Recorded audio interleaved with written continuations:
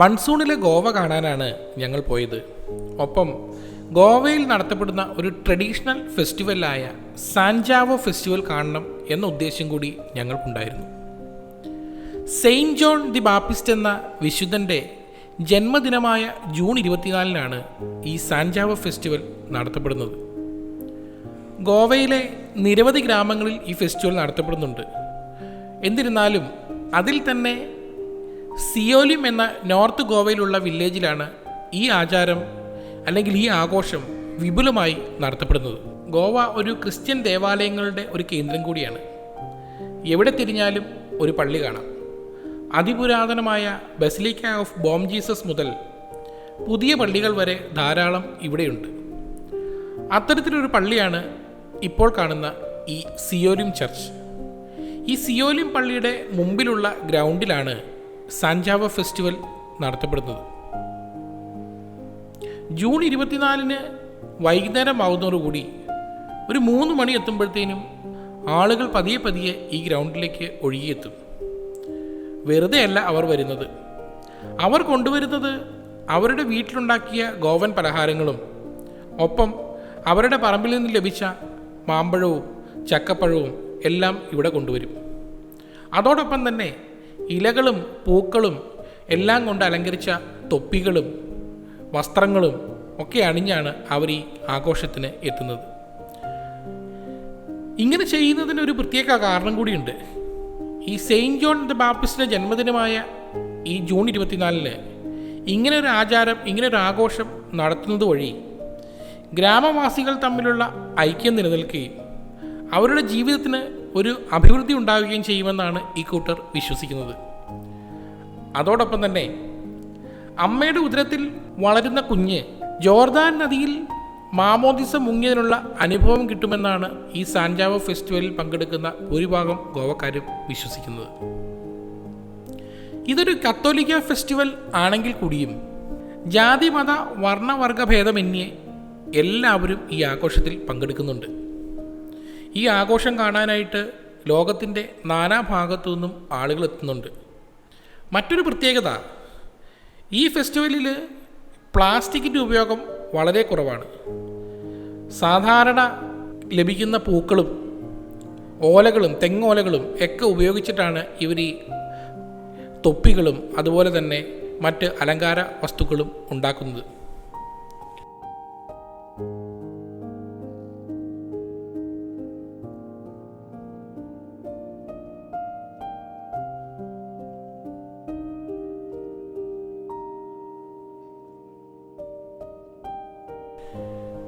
പള്ളിക്ക് മുമ്പിൽ ഒരു കൂറ്റൻ പട്ടിയെ സ്ഥാപിച്ചിട്ടുണ്ട്. ഈ പട്ടിസാറാണ് നമ്മളെല്ലാവരും വെൽക്കം ചെയ്യുന്ന ഒരു വെൽക്കം ബോർഡും തൂക്കിപ്പിടിച്ച് നിൽക്കുന്നത്.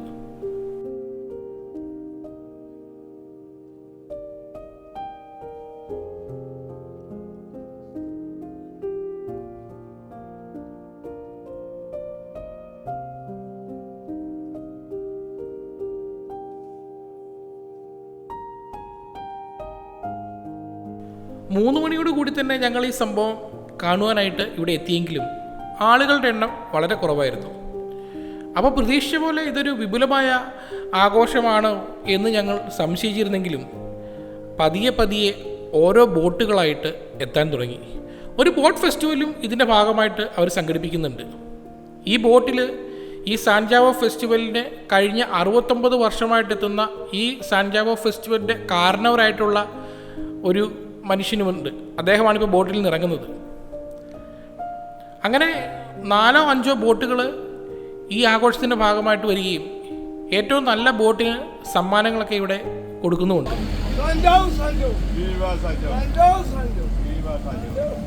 ബോട്ടുകളെല്ലാം വന്നു കഴിഞ്ഞാൽ പിന്നെ സംഗീതത്തിൻ്റെ സമയമാണ്.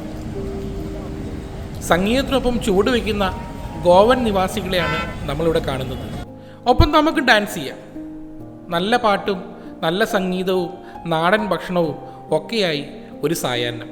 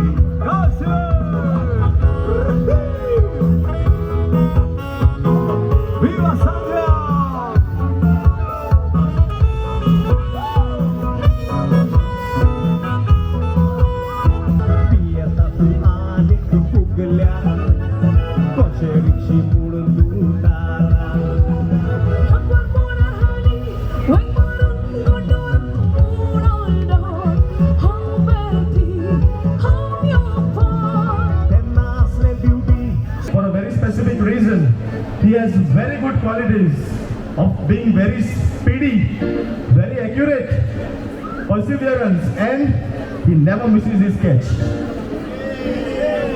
Today we celebrate the feast of Saint John the Baptist. I can truly call him a kingfisher because he has fished king-size fishes for our Lord Jesus Christ. For he said, "Prepare the way, the Lord is coming. Prepare ourselves for the Lord, our living God, Jesus Christ."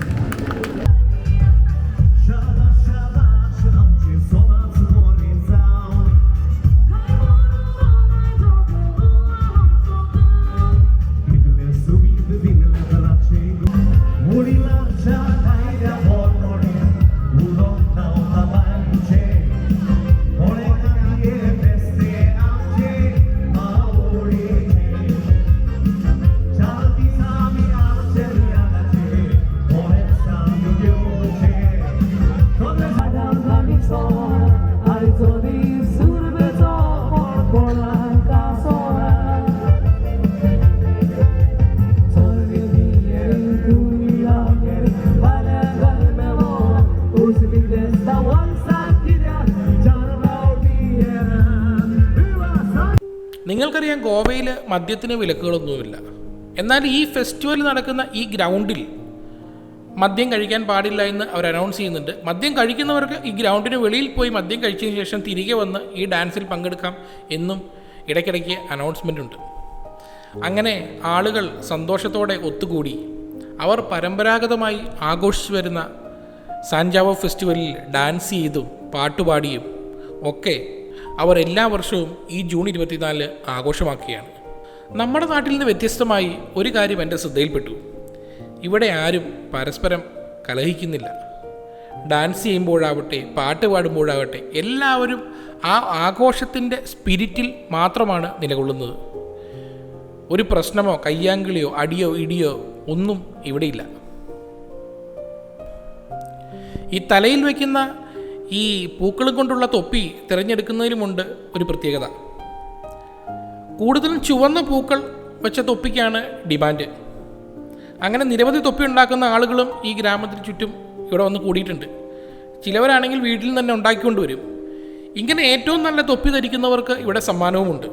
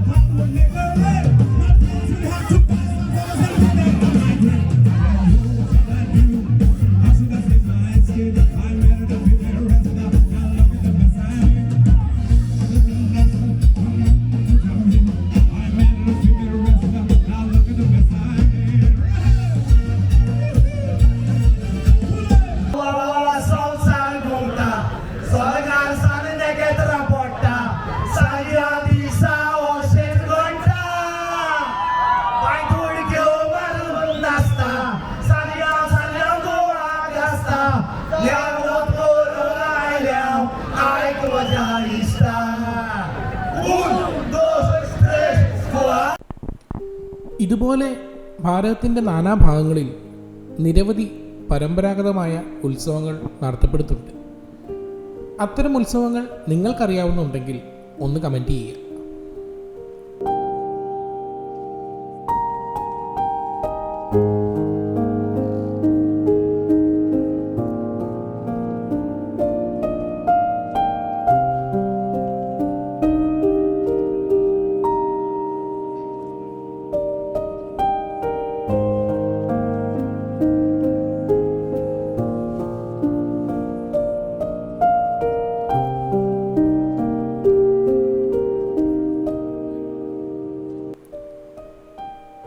സാൻജാവ ഫെസ്റ്റിവലിൽ പങ്കെടുത്തതിന് ശേഷം ഞങ്ങൾ പോയത് Baga ബീച്ചിലേക്കാണ്. അതിമനോഹരമായിരുന്നു. Monsoon ആണെങ്കിലും ബാഗ ബീച്ചിലെ സായാഹ്നം. ആ കാഴ്ചകൾ അടുത്ത വീഡിയോയിൽ കാണാം. അതുവരെ കാത്തിരിക്കുക. ഒപ്പം നമ്മുടെ ഈ ചാനൽ സബ്സ്ക്രൈബ് ചെയ്യുക.